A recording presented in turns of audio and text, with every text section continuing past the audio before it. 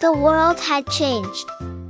Magic had returned, children of the elements were safe, and balance had been restored. Or so they thought. Far beneath the glaciers of the forgotten north, deeper than even Otahallan, something ancient stirred. Not spirit, not human, but something older than both.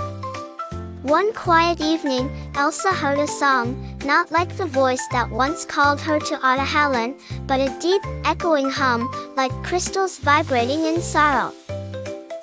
When she touched the icy floor of the forest, a vision struck her, a hidden realm, frozen in time. A people made of living crystal. And a warning whispered through the wind, "We are trapped. We are breaking. We remember the first magic." Guided by this vision, Elsa set out on a new journey, farther north than anyone had dared go, to the Crystal Realm, buried beneath a mountain shaped like a spiral crown.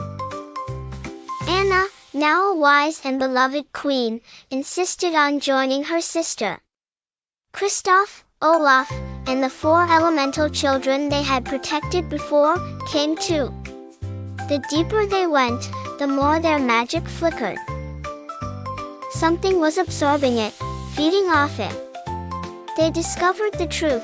Before the spirits of earth, fire, water, and air, there was a 5th element, called resonance, a magic of sound, memory, and emotion. This ancient magic had taken physical form, becoming the crystal folk, creatures of shimmering light and thought. But during a great war long ago, their realm was sealed by the ancestors of Arendelle. Not out of fear, but out of jealousy.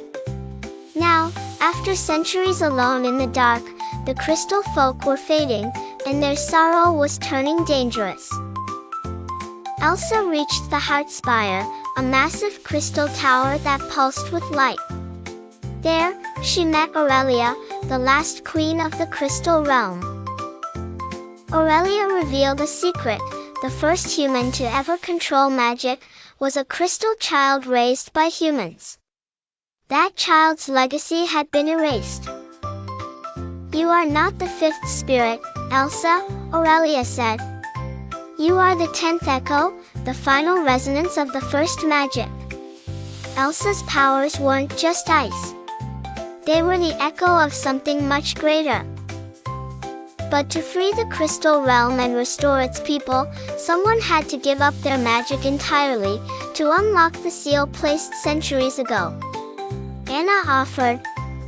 Elsa refused. Then, Olaf stepped forward.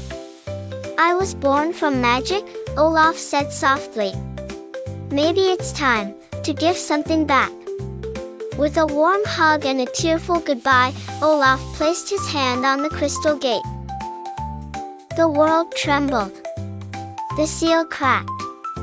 And Olaf faded, his snowflakes floating gently into the light. The crystal realm awakened. Its people rose again, glowing and singing in harmony. Magic surged across the earth in a gentle wave, healing, mending, transforming. And from within that light, a new form of Olaf emerged, not snow, but made of crystal and soft light. Reborn as a memory spirit, a keeper of laughter and warmth. Back in Arendelle, peace reigned. Elsa had discovered the deepest truth of her magic. Anna had proven once more that love and leadership go hand in hand. And Olaf was forever. But deep within the Heart Spire, one final echo remained, pulsing quietly in the crystal walls. A storm is coming, from beyond this world.